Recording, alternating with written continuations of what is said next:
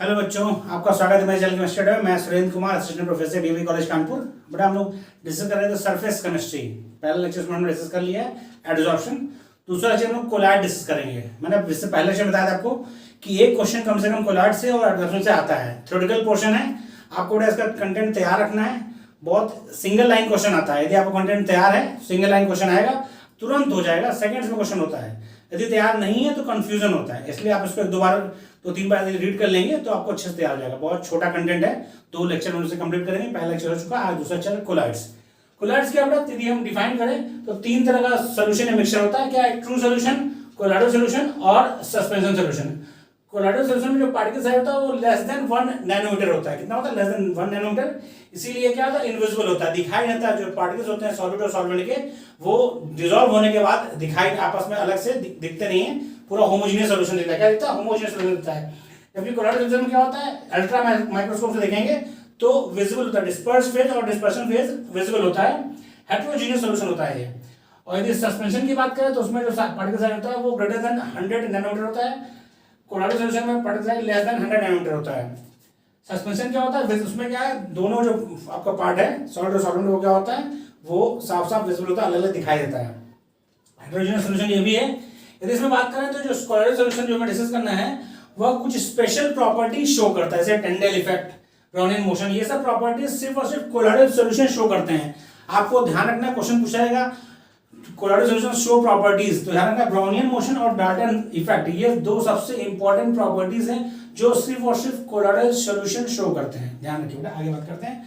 Colloidal solution की बात करें तो उसमें 2 पार्ट होता है। एक आपका होता है डिस्पर्स्ड फेज और दूसरा डिस्पर्शन मीडियम। 2 चीजों इसमें मिलकर बना होता है कोलाइडल सॉल्यूशन।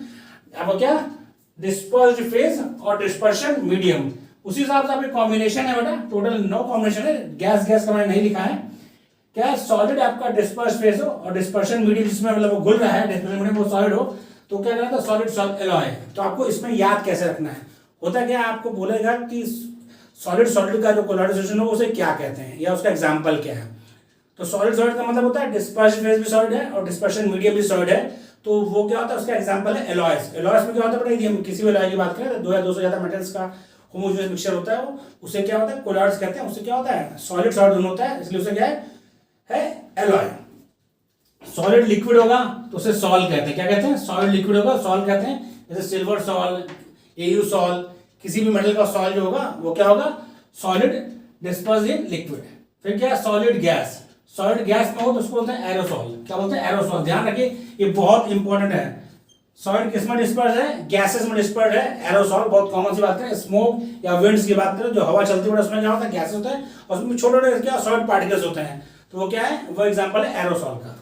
फिर बात करें लिक्विड डिस्पर्स इन सॉलिड, वो क्या एग्जांपल उसका एग्जांपल है जेल। जैसे जेलीज आती हैं, खाने वाली जेलीज आती हैं या फिर और भी जेलीज आते हैं, वो क्या है, liquid dissolve in disperse in solid, example क्या है, जेली। लिक्विड लिक्विड का क्या बात करें, इमल्सन, ये भी इंपॉर्टेंट है, कई बार पूछा गया। इमल्सन का एग्जांपल मिल्क है, इमल्सन। तो यदि बात करें लिक्विड लिक्विड होता है, लिक्विड लिक्विड कोलाइड है ये, उसका एग्जांपल क्या है, उसका एग्जांपल है मिल्क। इसको क्या बोलते हैं, इमल्सन। इस कोलाइडल सॉल्यूशन क्या बोलते हैं, इमल्सन।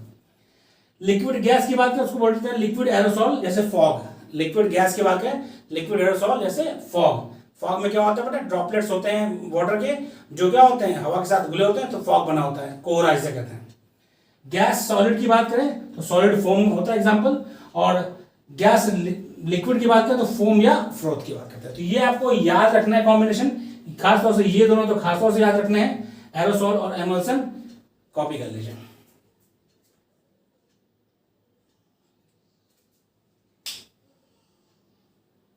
कॉपी कर लिया बेटा,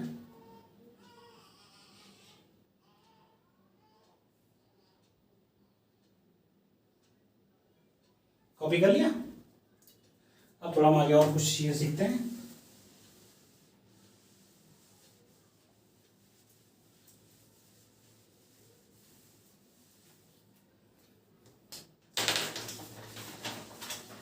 अब अगला एक आपका और क्लासिफिकेशन है, उस पर भी ध्यान रखना है। On the basis of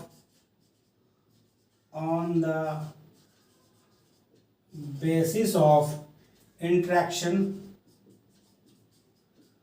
on the basis of interaction between dispersed phase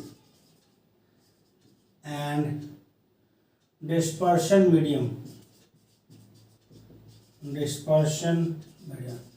on the basis of dispersed phase and dispersion medium.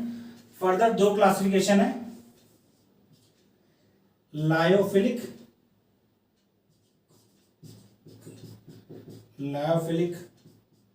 Colloids और लायोफोबिक। बात से साफ साफ लग रहा है, फिलिक मतलब लवर और फोबिक मतलब हेटर। तो ये क्या है, ये है लिक्विड लविंग है और यह लिक्विड हेटिंग। आपको इसकी प्रॉपर्टीज ध्यान रखनी है, लायोफोबिक कोलॉइड और लायोफिलिक कोलॉइड्स की प्रॉपर्टीज याद रखनी है, क्या क्या किसकी प्रॉपर्टीज है। तो क्वेश्चन आएगा which of the following is correct for lyophobic colloid, या which of the following is correct for lyophilic colloid, या incorrect for lyophobic colloid. Correct या इनकरेक्ट पूछता है तो क्वेश्चन ध्यान से पढ़ना है और जो उसमें टेक्स्ट दे रखा है उसको ध्यान से समझना है। क्या क्या बेटा है, लायोफिलिक में क्या है, इजीली प्रिपेयर्ड, बहुत आसानी से बन जाता है। भाई सीधी बात है, यदि लिक्विड लविंग है बहुत आसानी से ये कोलॉइड प्रिपेयर हो जाएगा। ये क्या है, prepared by specific method, specific method से प्रिपेयर होता है लायोफोबिक कोलॉइड्स, और जबकि आपका लायोफिलिक कोलॉइड्स इजीली प्रिपेयर हो जाता है। और क्या बेटा, इसमें स्टेबलाइजिंग एजेंट यानी कोलॉइड स्टेबलाइज है, स्टेबलाइजिंग एजेंट नॉट यूज्ड। ये भी ध्यान रखना आसान है कि लिक्विड लवर है तो इसमें स्टेबलाइजिंग एजेंट नहीं चाहिए, जबकि यहां पर क्या होता है, स्टेबलाइजिंग एजेंट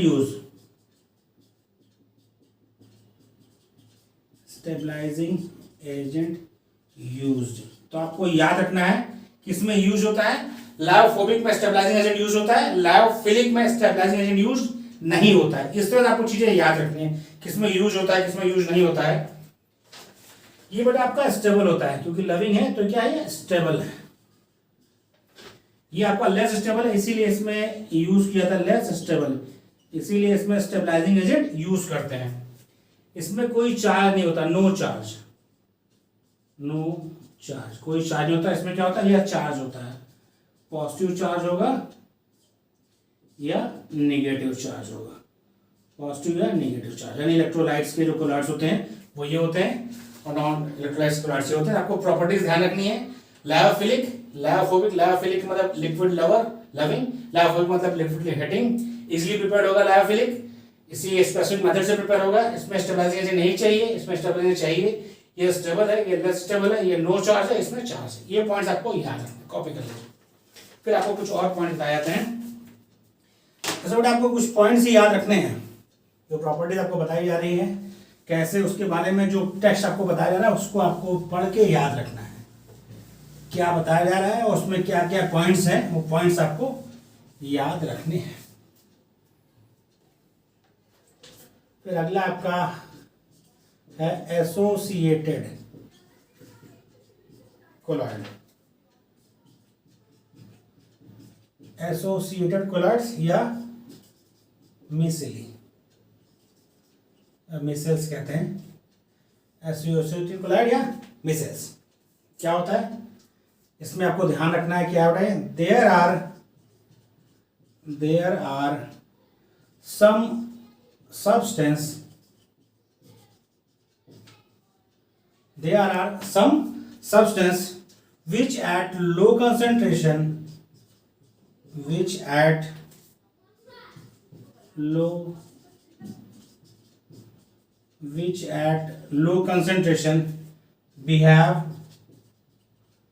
behave as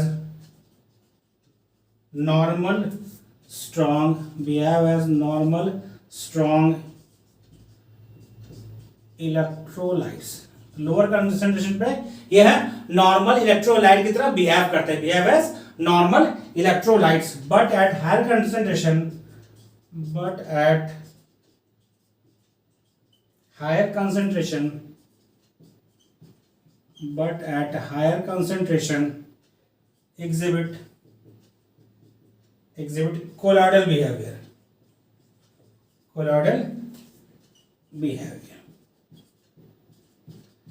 यानी कुछ सब्सटेंस ऐसे हैं जो लोअर कंसंट्रेशन पे वो स्ट्रॉन्ग इलेक्ट्रोलाइट की तरह बिहेव करते हैं, लेकिन जब उनका कंसंट्रेशन ज्यादा होता है तो वो कोलॉइडल बिहेवियर शो करते हैं। क्यों करते हैं शो ना? Due to formation of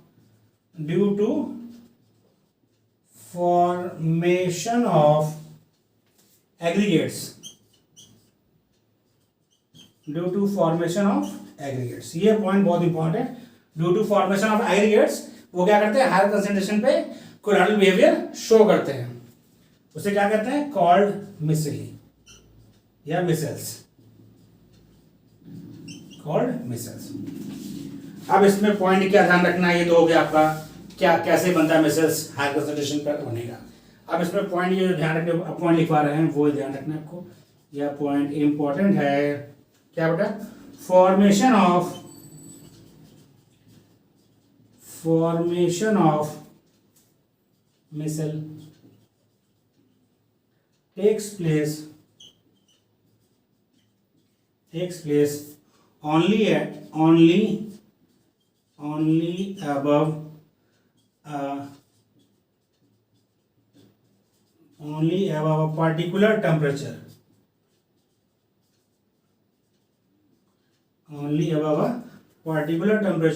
Called Kraft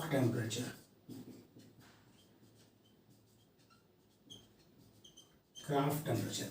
यानी ये पॉइंट आपको ध्यान रखना है कि मिसेल्स का फॉर्मेशन हमेशा क्राफ्ट टेम्परेचर से अबव पर होगा। यानी टेम्परेचर जब क्राफ्ट टेम्परेचर से ऊपर होगा तभी मिसेल्स का फॉर्मेशन होगा। यह पॉइंट आपको ध्यान रखना है। मिसेल्स का फॉर्मेशन हमेशा क्राफ्ट टेम्परेचर से अबव टेम्परेचर पर होगा। यानी किसी भी हर पर्टिकुलर कोलॉइड्स के लिए अलग अलग क्राफ्ट टेम्परेचर होगा। तो जब क्राफ्ट टेम्परेचर से ज्यादा टेम्परेचर होगा तभी मिसेल्स का फॉर्मेशन होगा। यदि उससे कम टेम्परेचर है तो मिसेल्स का फॉर्मेशन नहीं होगा। यह चीज आपको ध्यान रखनी है। यह पॉइंट आपको ध्यान रखना है। इतना बड़ा कॉपी हो गया। यह पॉइंट आपको ध्यान रखना है।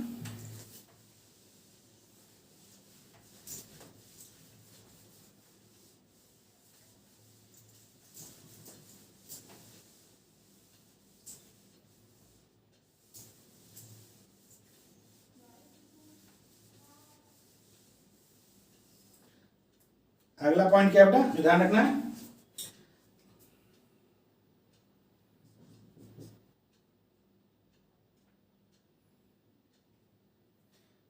and misses also form above a particular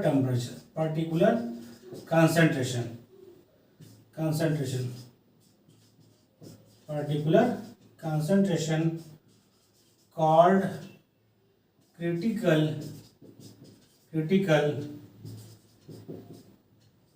missile concentration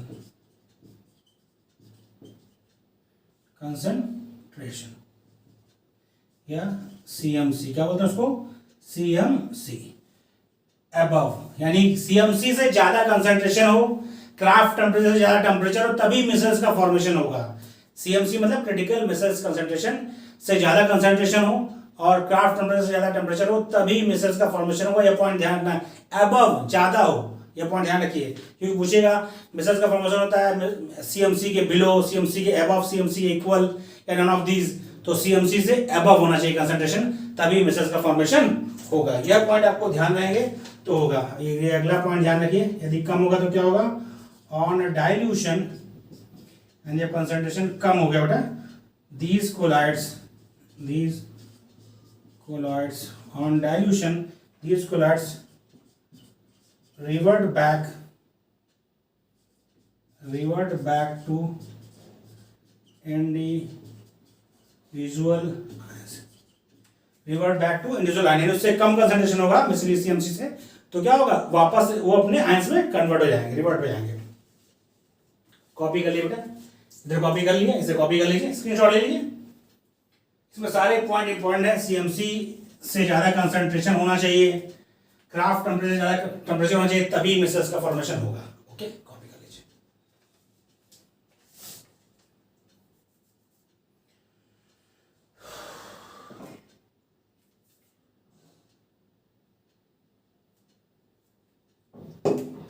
इधर कॉपी कर लिया बेटा।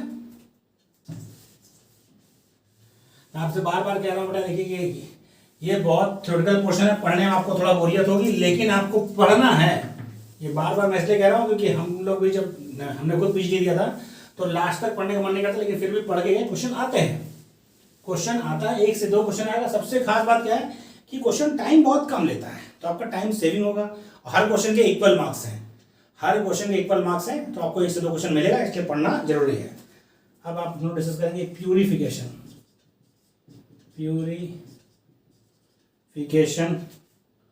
ऑफ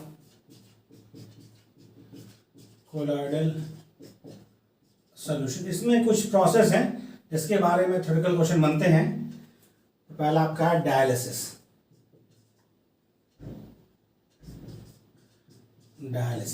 तो आपको उसका प्रोसेस याद रखना। डायलिसिस क्या है? It is a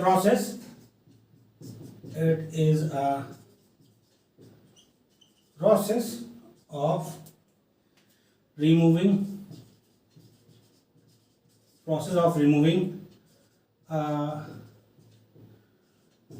dissolved substance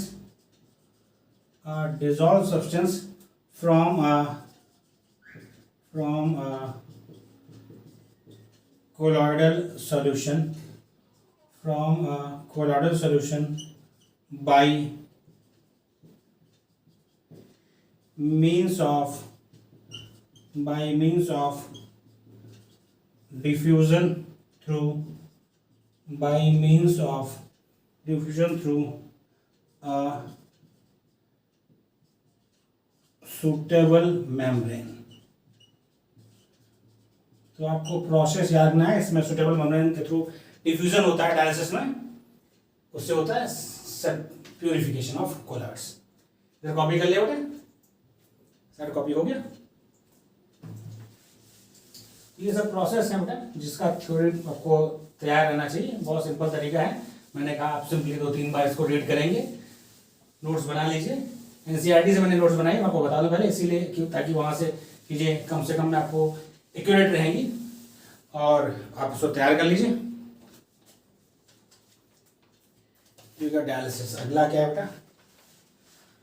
dialysis process क्या होता है बेटा? स्लो होता है, तो इसलिए दूसरा प्रोसेस यूज करते हैं वो इलेक्ट्रोडायलिसिस है। Electrodialysis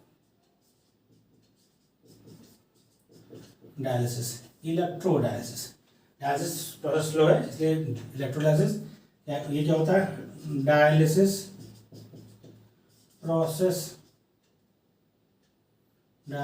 process is quite slow, थोड़ा स्लो होती है। इट कैन बी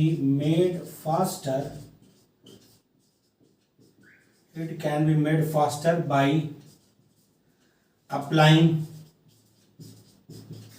टर्म सही क्लियर है। इलेक्ट्रो मतलब इलेक्ट्रिसिटी अप्लाई किया है, by applying an electric field, by applying an electric field. कब अप्लाई करेंगे? इलेक्ट्रो डायलिसिस कब यूज करेंगे? If the dissolved substance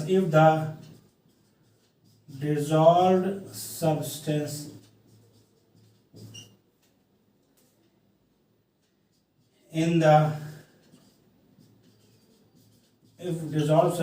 the impure colloidal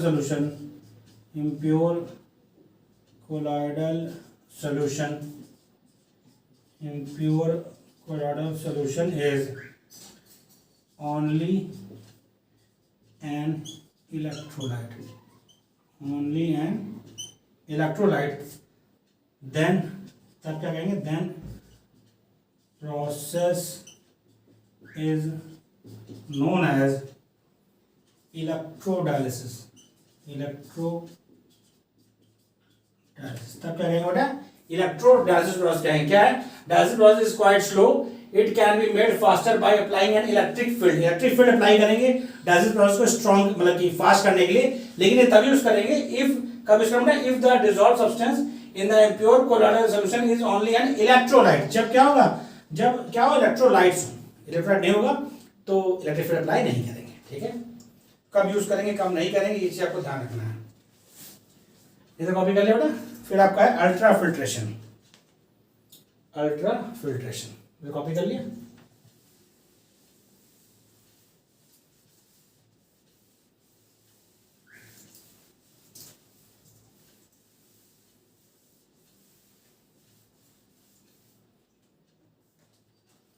ultra filtration,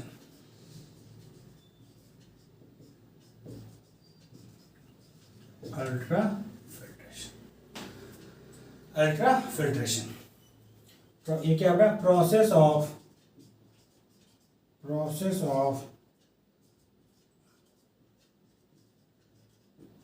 separation, process of separation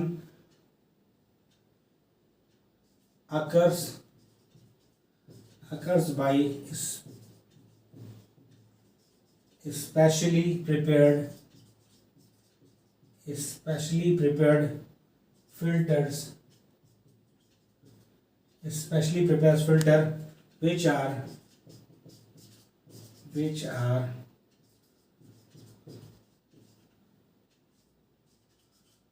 permeable to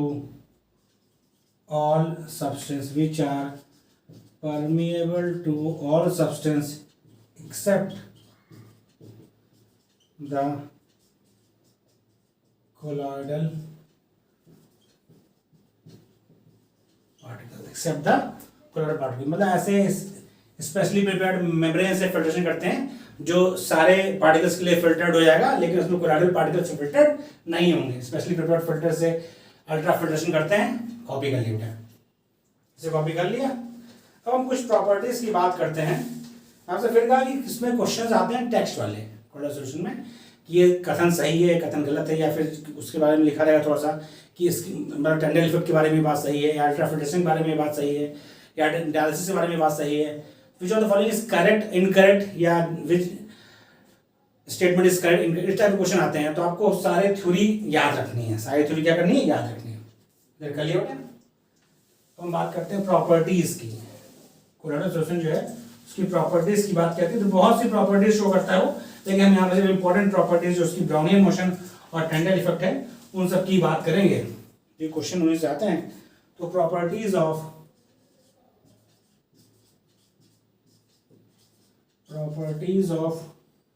colloidal solution,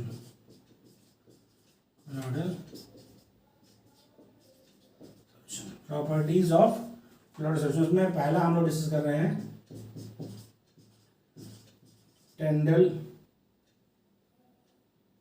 effect. टेंडल effect की बात करें बेटा हम।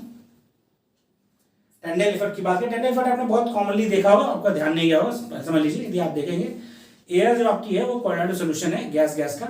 यदि आप देखेंगे कभी धूप आ रही हो और आपके दरवाजे में या फिर खिड़की में कहीं छोटा सा सुराग हो, तो आप देखेंगे आपको जब उसका जो रोशनी सन की आती है तो छोटे सुराग में आपको बहुत से पार्टिकल्स घूमते हुए दिखाई देंगे, जैसे आप उसमें स्कैटर्ड कर रहे हैं। वो क्या है? टेंडल इफेक्ट है। क्या है? टेंडल इफेक्ट है।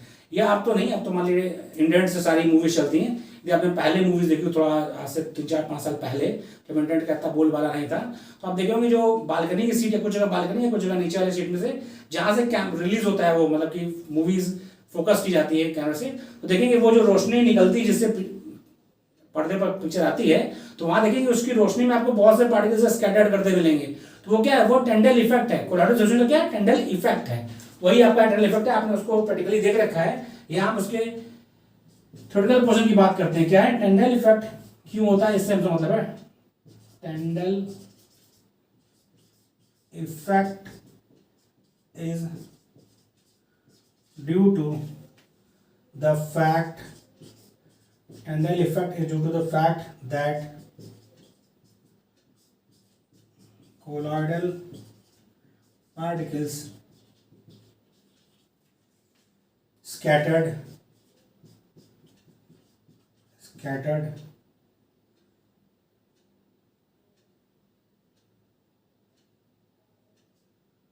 in light in all direction in space, her direction में स्कैटर करता है. This scattering of light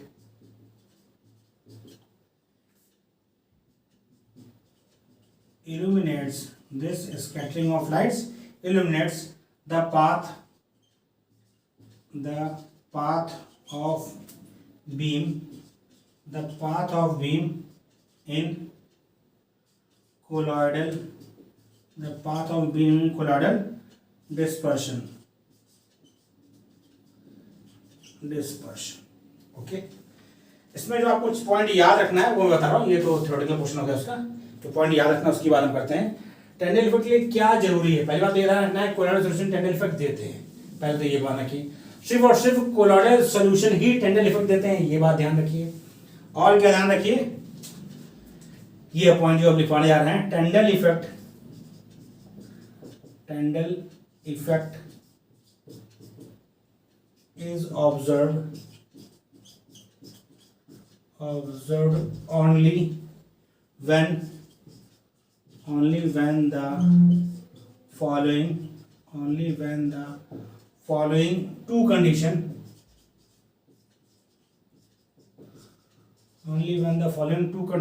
are satisfied.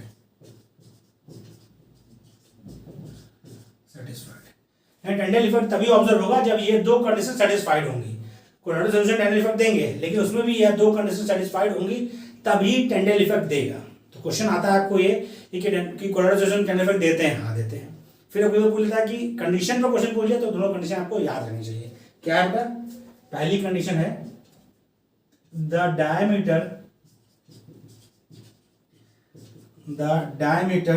Of the dispersed particles is not much smaller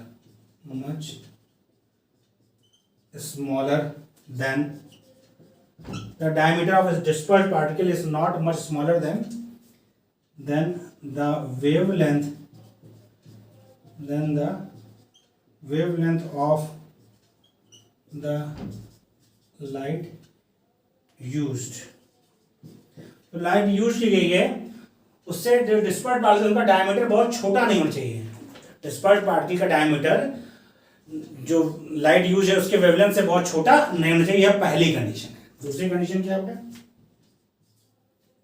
the refractive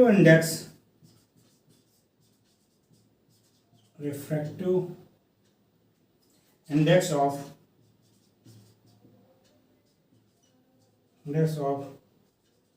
the dispersed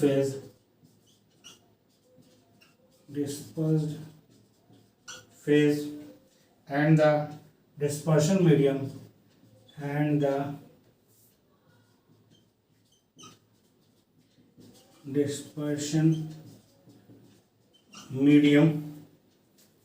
differ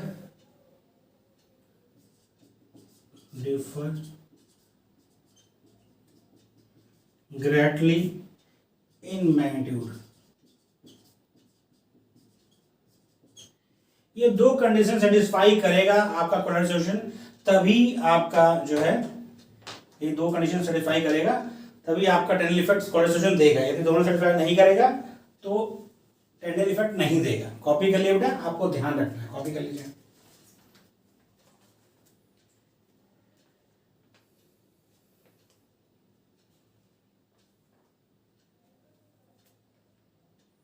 copy कर लीजिए.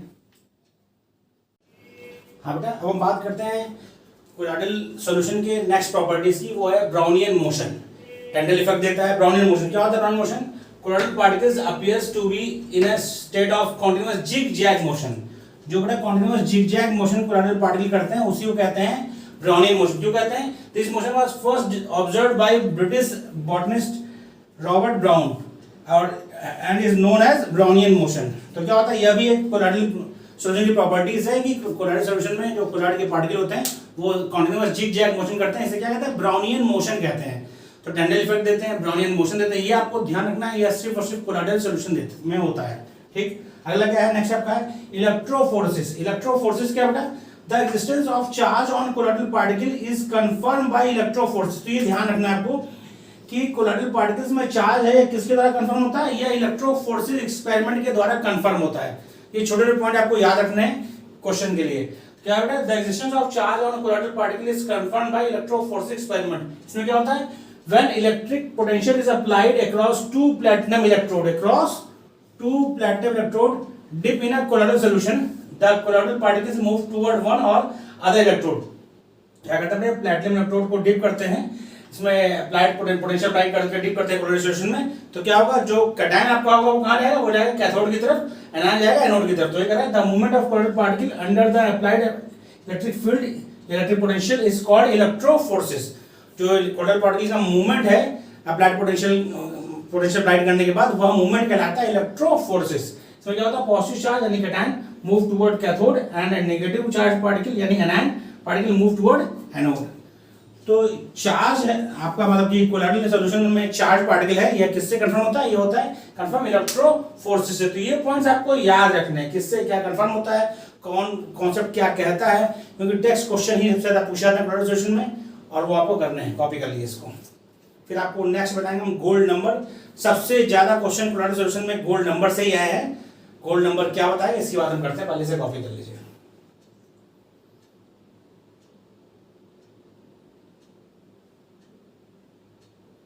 Screenshot ले लिया बेटा, copy हो गया। अब हम बात करते हैं गोल्ड नंबर की। गोल्ड नंबर पे आप देखेंगे जब आप प्रीवियस क्वेश्चन लगा रहे होंगे तो होता क्या है, 4-5 3-4 या 4-5 उसके सॉल्यूशन कोलॉइडल पार्टिकल्स के गोल्ड नंबर दिए रहते हैं और उसमें पूछता है कौन सा अच्छा प्रोडक्टिंग, किसकी प्रोडक्टिंग पावर सबसे अच्छी है। इस तरह क्वेश्चंस आते हैं गोल्ड नंबर बेस्ड। तो आपको ये कैसे समझना है, सिंपल सा कॉन्सेप्ट है गोल्ड नंबर का। डिफिनीशन इसके हम नहीं बता रहे आपको, डिफिनीशन आपका काम नहीं है, आपको सिंपल से समझना है क्वेश्चन कैसे हम लोग करेंगे उसकी बात हमें करनी है। तो क्या है बेटा? गोल्ड नंबर, गोल्ड नंबर क्या होता है? It is a measure of the protecting या protective power of, it is a measure of protective power of sorry a lyophilic colloid। Protecting power है, बताया बेटा कितना प्रोटेक्शन कर सकता है। Protecting power of lyophilic colloid expressed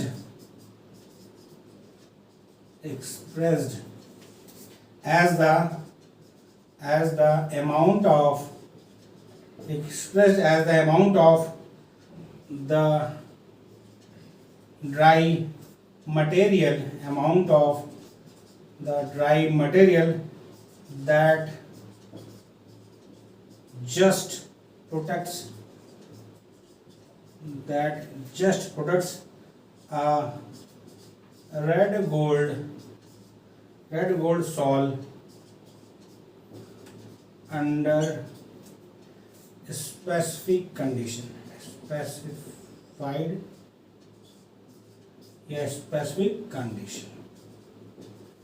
तो production power के बारे में बताता है, प्रोडक्टिव पावर के बारे में बताता है गोल्ड नंबर। तो इसमें जो आपको पॉइंट याद रखना है वो सबसे इंपॉर्टेंट है जो मैं लिखने जा रहा हूँ आप, क्योंकि उसमें जो दिया रहेगा आपसे 3-4 गोल्ड नंबर दिए रहेंगे मेटल के, एलिमेंट के या सॉल के, उसमें पूछे किसकी प्रोडक्टिव पावर सबसे ज्यादा है, किसकी सबसे कम है। तो इसमें आपको ध्यान रखना है यह point, higher the gold number, यही जो पॉइंट सबसे इंपॉर्टेंट होता है। हायर द गोल्ड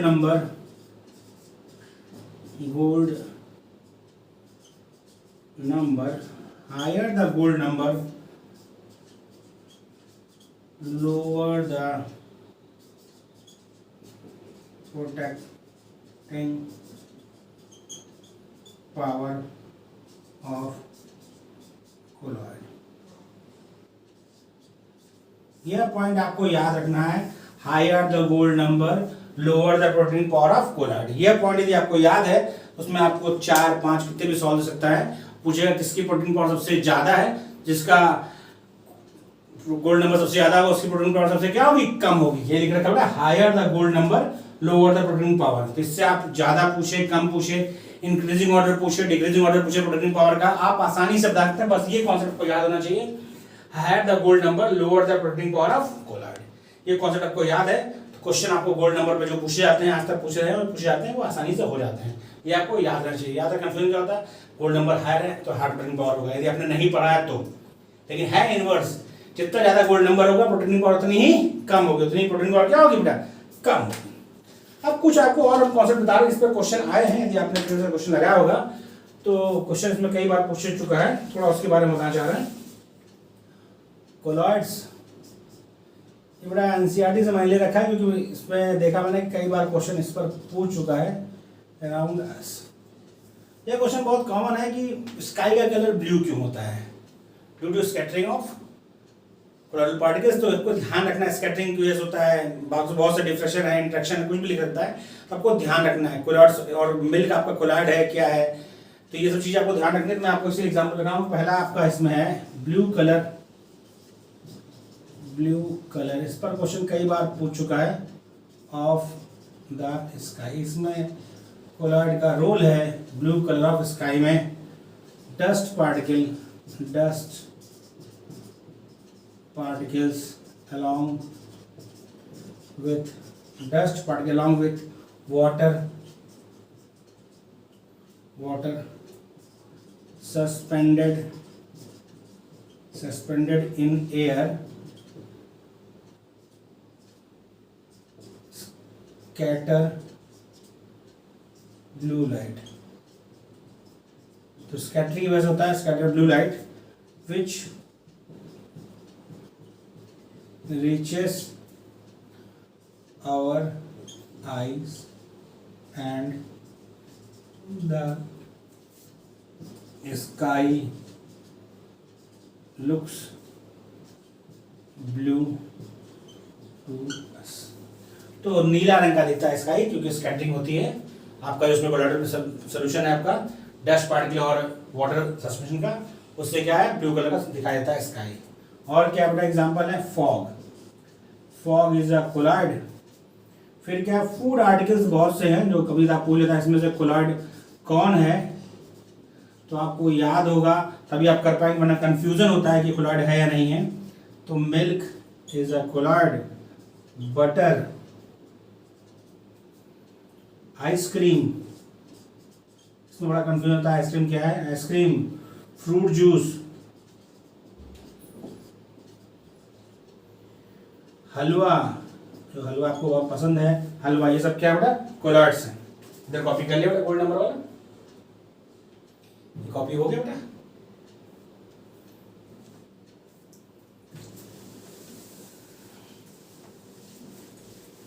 ये एग्जांपल्स आपको याद रखने हैं बेटा, कोलॉइड्स पहचानने के लिए आता है कि बेटा तो फॉलोइंग इज कोलॉइड्स में से कोलॉइड कौन है, तो आपको यदि एग्जांपल याद रहेंगे तभी आप पहचान पाएंगे, वरना कंफ्यूजन होता है। और सबसे बड़ा एग्जांपल ध्यान रखिए इसमें होता है blood is a colloid. Blood आपका बफर सोल्यूशन भी है और कोलॉइड भी है, ठीक है, ध्यान रखना है।